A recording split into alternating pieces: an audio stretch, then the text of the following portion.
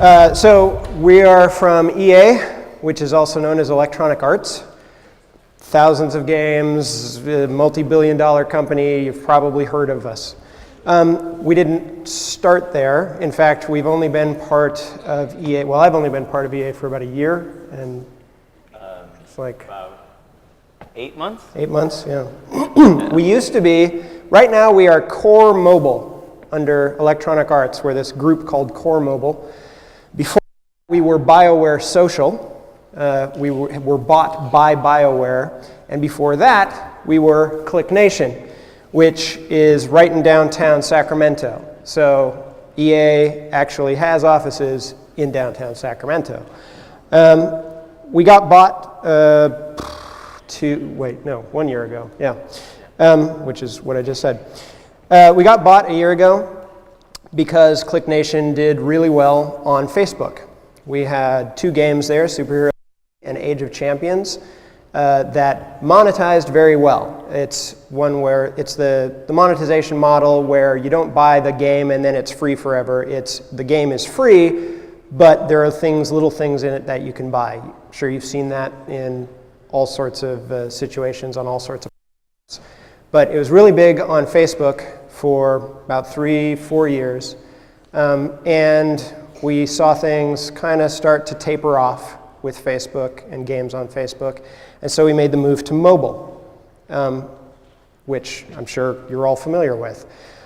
Because the market is growing for mobile. There are millions, tens, hundreds of millions of people with mobile devices, and that's everything from phones to tablets to even the Kindle Fire.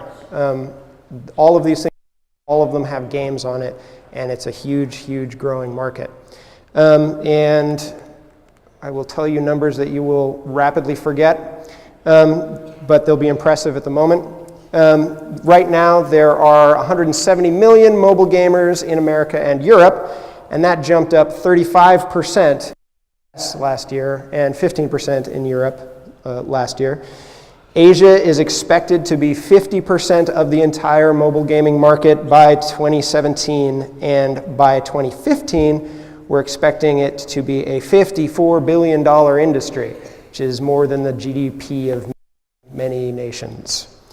So like I said, you don't really have to remember that. There's no test, but just to give you an idea that mobile gaming specifically is growing, and that's what we're doing as Core Mobile. We're trying to tap into that and make games for people that they'll like enough to give us money for. So for myself, my gaming career started with the Atari 2600. I'm going to guess that everybody here was not born when I was playing on the Atari 2600. I flipped the score on Asteroids. I got through Pitfall, which didn't really have an ending. You couldn't save anything, so that was just left on all night. And moved on to a lot of stand-up games. Karate Champ, I will beat anybody's butt at Karate Champ still. Again, probably nobody's ever heard of that. And then in 1998, I got a job at Prima Games, which is kind of a misnomer. Strategy guide company. Again, many of you have probably seen it. Red Band, Prima Games, lots of strategy guides on lots of the top titles. And I worked there for 12 years. I worked there as an editor. That's where I started. Then I was an in-house writer, writing the strategy guides. And then I was a PM, a product manager. So I was the one kind of making sure that the writers and the book designers were to each other, and that what we needed from the game companies themselves.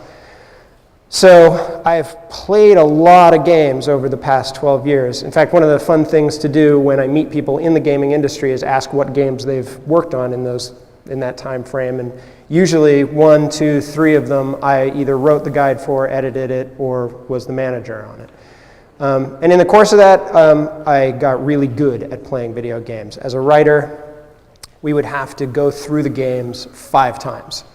So things like Dino Crisis, the Onimusha series, Resident Evil, Code Veronica, Lord of the Rings, The Return of the King, Geez, even Star Wars Galaxies, I wrote guides for all of those, and would just have to play through over and over and over again. This is a theme. I will refer back to this. So we would have to go through it once for just general gameplay, twice for writing, 3 times for screenshots, 4 times for maps, 5th time to make sure we didn't miss anything. It's a little different these days because we have really quality video recording, so they can just do stuff once and then go back and refer to it, take screenshots, etc. So having done all of that, I then stumbled onto ClickNation, which again is downtown Sacramento. Oh, and I should mention, Prima Strategy Guides is in Roseville, you know, that hotbed of the video game industry, which is surprising to everybody, myself included. And then I stumbled on ClickNation, which is a video game company in the middle of Sacramento, that hotbed of the video game industry. There are 2 video game industries companies in Sacramento. I think the other one is Fifth Planet. Anyway, so stumbled into their offices and got a job there as the producer of Superhero City. And that brings me to what I do now. So, video game development, huge corporate entity style development as practiced by a startup producer. When I started at ClickNation, it was a startup, which means it was privately owned. 2 guys had founded the company. They wanted to make a video game on Facebook. Mafia Wars was really popular at the time. And they pooled their money. They had an office above a and they started. They got a guy off of Craigslist who knew PHP coding and for really cheap, and so they started designing and putting together. It took off on Facebook, started making a lot of money, and they started to expand. Their game, Age of Champions, and they put that out, I believe, in a month. The time where they said, we want to make another game, to the time that it actually hit Facebook was about 4 to 6 weeks. Yeah, which would not happen today. It's gotten a little more complicated. I came into the company about a year into Superhero City's life, and their producer had left. I came on board, and then they combined AOC and SHC together, and I was a producer for that group. And now they have moved me onto the new project, which I think I can reveal now is a mobile version of Superhero City. Yeah, it's on our forums, so I can tell them about it. You looked like you were about to panic there. Superhero City is an existing IP. Yeah, exactly. It's not that big a deal. Noah cannot tell you what he's working on. No. So what does the producer do, and how does development work? Nowadays, since we're part of EA, a huge corporate entity, they have a lot of ideas of how a game should be developed. Coming from a startup background, I have sometimes different ideas, but both are good. There's a lot of flexibility in being a startup because there's very few people who are very motivated and they do lots of different things. As a huge corporate entity, we've got lots of people who do one thing, but they do that very well. So, how does it start? Herb? We good? Yeah. All right. So the first thing is, what is your concept? What type of game are you making? And are you making RTS, FPS, puzzle simulation, tower defense? What are you doing?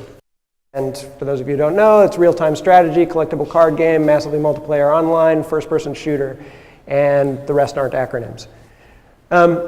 What type of game are you making? What genre are you making? Is it fantasy? Is it sci-fi? Romance? Pirates? Whatever. This is really fun. This is the point at which you kind of say like, hey, I want to make a game, and I want it to have pirates on it. Oh, and it's going to be a pirate spaceship collectible card game. And you start thinking about, what would that mean? What would we do it on? What platform would it be on? Would it be mobile? Would it be Facebook? Is it something that I want to just send to my friends? Those are all decisions that are right up at the top, usually. And it can be a lot of fun. You lock yourselves in a room, you drink a lot of soda, and you figure out what it is you want to do. And that's how all these games started. You know, people were asking, like, I want to do a Simpsons game. And what kind of genre would it be? City building. I want to do a game with someone else. And it's going to be a simulation of being someone else. I've never understood The Sims. It's like, or, you know, want to be, and then you have to figure out what a specter is. So this is all right up at front. And sometimes it's driven by the fact that you're working with a franchise. So it could simply be, we want to make Mass Effect 2. And that decision is pretty easy. Which then brings you to, what are the features and the core features? It's pretty easy to explain. What can you do in the game? Can you do sort of a paper doll and dress up your character in all sorts of different costume pieces, which is what you can do in Superhero City and Sims? Or do you want people to be able to collect cards? Do you want them to be able to shoot each other with ray guns? Do you want to be flying spaceships? That's when you start thinking. Now, the core loop is more about our microtransaction monetization models, though it does apply to games where you're not trying to get people to pay on a kind of piecemeal basis. And what the core loop is it's like, why is this game fun? Why will people keep playing the game? You know, like, is it because you have so many costume pieces that people are going to come back and create new characters over and over again? Is it because you have multiple endings? And so people are going to have to play through multiple times in order to actually get there. For us, it's about, in Superhero City Mobile, it's about upgrading and battling. So you want to battle each other, and in order to win those battles, you want to upgrade. And if battles, it's easier. And so that, you can start pretty much anywhere in here, but let's start and engage in battles. So you come into the game, you start fighting other people. Some, you lose some, and when you win, you get resources. You get things like experience and in-game cash, what we call our grind currency. And those resources, those resources can stop your PowerPoint. So those resources, I even skipped a slide, I'll go back. Those resources can be used to buy packs. And packs, you can get them for free by utilizing the grind currency. And those packs, they give you collectible cards. And those cards help power up your character. You power up, then you can engage in more battles with a better chance to win. Now, for us, we have this spend resources on packs moment where you can get it through playing for free, playing with our grind currency, or you don't have to wait so long by paying money. So you buy our premium currency and you spend that on packs and you get to upgrade a bit faster and then probably do a little better in battles. That's where the money comes in for our development. For many like console titles or titles where you pay up front and then don't pay again, that's their monetization model is single point purchase. You just buy it once and then you play forever for free. And basically they're betting that enough people will buy it that it'll make it worth it, that it'll pay back what they spent on developing it. The bet that we're making with microtransaction is that enough people will find our game fun that they'll want to pay money to do well at it and to keep that, that loop going. So it's interesting. Like sometimes microtransaction and saying like, it's pay to win. You're not going to win if you don't pay money. But the fact that we've put in this grind currency where you can power up for free, it just takes longer. What we're banking on is that our game is fun. It's So we're trying not to be cynical about it. We're trying to actually develop a fun game that people will then find so engaging that they'll feel good about paying $1. Quite frankly, if everybody who came in my game paid $1, I'd be happy. I'd be actually probably able to retire with the amount of people we want to have in our game. And I skipped a step. I'm going to go back. There we go. All right. So here are kind of the 8 stages of development. And we've covered a couple of them. Concept, design, technology, schedule, marketing, acquisition, launch, live operation. Doesn't sound particularly fun, but this is how it goes. Concept design, that's all pretty fun. That's what we talked about. You figure out what it is you want to do, and you start thinking about the features. The technology is when you find out what kind of coding you're going to use, what language is going to be used, where it's going to present, what kind of hardware is it going to play on. Scheduling, calendars. Marketing is how are you going to tell people about your game? Are you going to advertise to them on Facebook? Are you going to advertise to them on which is incredibly expensive? Are you going to do it in magazines? What magazines are you going to do it in? All of those decisions go into marketing. It takes like 2 or 3 people per game just to figure that out. Acquisition is how are you going to get people into the game? That's kind of in hand with marketing. It's, okay, you can tell people about it, but how are they going to actually find your game? If it's an ad on Facebook, they can just click through. If it's an ad in a magazine, what are they going to do? How are you going to be able to tell that they came through that magazine and that your marketing is actually working? So in that case, I would put a code in the magazine ad. Say, come to our game, play my game, enter this code, you'll get free stuff. And then everybody who entered that code, we'd be able to see, oh, they read that magazine article and they came to our game. So that was money well spent. And then launch. So these are just decisions that you make about that. And then you launch the game, which is always a nail biter, because something's going to go wrong. And then you go into live operation. And live operation is the continuing kind of shepherding of that game. So like Superhero City on Facebook, going on for 4 years now. We've been in live operations for 4 years, and I was at the helm for 2.5 of those.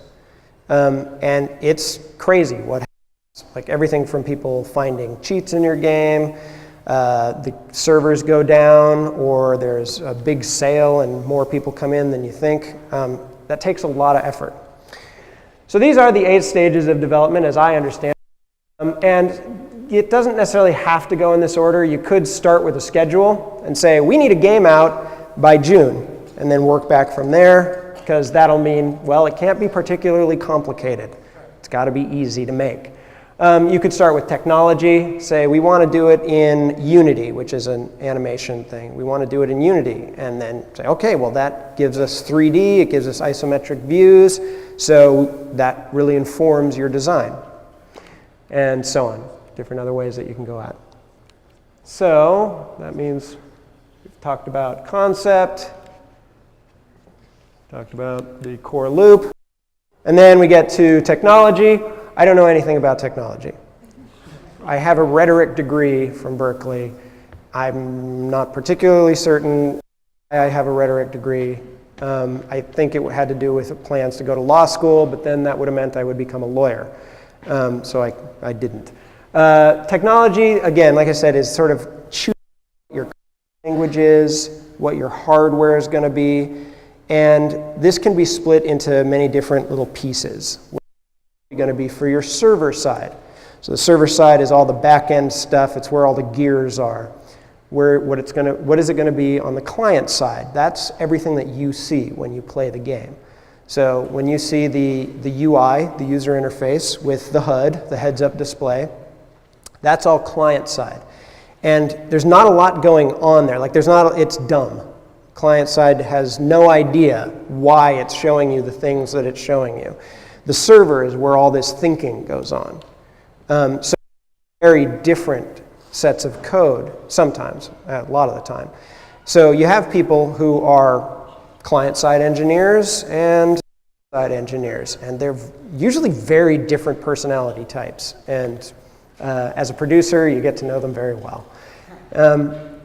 So technology for me, it's kind of a black box. I'm not really sure what goes on in the engineering room, but if you have a good lead engineer and a technical director, you don't have to. They can just summarize and use metaphors. I think my technical director essentially refers to everything in terms of sandwich making when he talks to me. It's like, well, you see, we have a very thin sandwich when we talk to the server. If we add in this feature, we're going to be adding cheese and tomatoes, lettuce on top of the sandwich, so it's going to take longer to come back, and so your game will be slower. Oh, okay, then we just won't put cheese on it. That's pretty much how our discussions go. Which brings me to what I do. This is my day. Spreadsheets, calendars, maps, and whiteboards. This is the glamour. Yeah. So I never left school, essentially. I am writing reports. I am writing spreadsheets. I am writing documents. I am writing notes. I'm writing lots and lots and lots of email. I think I have 220 unread emails, which is why I'm going to work after I finish here. And it's kind of funny because I actually enjoy this. It's interesting to me because this is about the server being where all the thinking is going on and the client being kind of dumb. I like to think of this as being where all the thinking is going on. So that all the people who are very specialized, my engineers, my game designers, my artists, so that they don't have to think about all of this stuff. So it's like the metagame of making a game. So they're doing all these production things. They are making the things that you will eventually see. And I'm making sure that it all comes together at the right time, in the right quantity, at the right quality. So my life is lived in spreadsheets, on calendars, and on whiteboards. So I don't think everybody finds it, but it's definitely something that I could talk for a long time about, and I won't. So you've got your scheduling, your calendars, your technology, your design, your concept. You've talked about your marketing. So then what happens next? You have to expect change. And it's an awesome plan. It's going to happen. You're going to be able to do this under budget and ahead of schedule. It's going to be great. Despite all your prep, change will ambush you. So panic. Briefly, it's okay. You can close the door, throw things for a little while, but then you have to manage the change. And again, this is kind of speaking from my producerly side of things. A lot of the people I manage kind of stick here longer than I want them to, which is why I come in and try to manage the change and make sure that they can get over it. Yes, okay, we have a new plan, and we can move forward. And you manage that change with spreadsheets, calendars, whiteboards, etc. Oh, yeah, there's also all of this. This is all development. QA, UX, which is user experience, SFX, sound effects, legal, Apple, people at Apple to get the game on the App Store is a 4 to 8 week process. So there's a lot that goes into that. Music, do you have music in your game? Who's writing the music? You got to figure that one out as well. Google, make sure you get on the Google Play Store to get it onto the Android. That's another set of people. We have teams in the EA LA office who are just dealing with Google or just dealing with Apple for all the games that we do with them. Launch, reviews, birthdays, marketing, acquisition, community, localization, load testing, monetization, live operation, game economy, gameplay testing. I am responsible for the vision of the game. It's not necessarily the design, it's a little different. It's kind of more towards concept. So what are we doing? We are doing an RPG game. It's going to have superheroes in it, and there's going to be a lot of PvP. Player battling in that. That's really the overarching. Now the designers take that and then they say, okay, what does that mean? That we need an arena where they can battle. It means they have to be superheroes, so they need costumes, etc. And they come up with those details. And then I check in and I say, okay, yeah, those 3 things are great, but we really don't need cars in that. That's not part of our vision. Alignment is alignment on the team. So once the vision is in place, it's making sure that we all know we are making a superhero game that is PvP focused, because there are many times where the engineers will suddenly say, oh, I had a great idea. I know what we can put in there. Cars. It's like, no, we don't need cars. Stop it. That's not the vision. Morale is just making sure that everybody's happy, because we're working late and it's going to take a long time and we're not going to see our families for weeks on end. Staffing, making sure that the right people are in place. If somebody leaves, making sure that we shore that up, so otherwise many people have to do. Priorities, what do we work on first? Do we work on the PvP first? Do we work on the costumes first? What is it? That's on me. Delegation, once I figured out the priorities, say, okay, you're doing this, you're doing that, you're doing that. Because again, I know nothing about technology. I have design background, but I'm not the lead design on that. So I have to make sure that other people are taking responsibility for that stuff. I make a lot of PowerPoint decks, not well, as you've probably seen. And external belief, which I think of as kind of the one thing that's really, really specific to a producer. External belief means making people outside of the studio believe in the product. So I can think, and my lead designer can think, and my lead engineer can think that this is the greatest game ever. It's going to make hundreds of millions of dollars. But unless I can prove that to my boss, and my boss's boss, my boss's boss's boss, and so on up the chain, unless I can prove that, they're not going to let us make the game. So I make a lot of PowerPoint presentations that boil down to, this is awesome, and so is this part of the game, and this is a really great part of the game too, and this is why it's going to make money and why we believe it is. So making those pitches, talking in front of people, making sure that I can anticipate the questions that are going to be asked, that's all part of external belief, and I think of that as kind of the main thing that the producer does that nobody else does. So I'm responsible for everything, which I'm not bragging on how much I do. What that really is, I don't do everything. I don't produce everything. I don't actually, like make the code that makes the server. But if that code is bad and we are 2 weeks away from launch, I'm responsible for that. I have to answer to why we're having a problem. I'm responsible for if the art is, and someone asks, why don't you have art? I should have known why, I should know why, and it better be a good reason, and something that they will understand, or else I'm in trouble. So the producer is that kind of umbrella over the rest of the team. So I'm going to turn it over to Noah, and we'll see what it is to be an animator.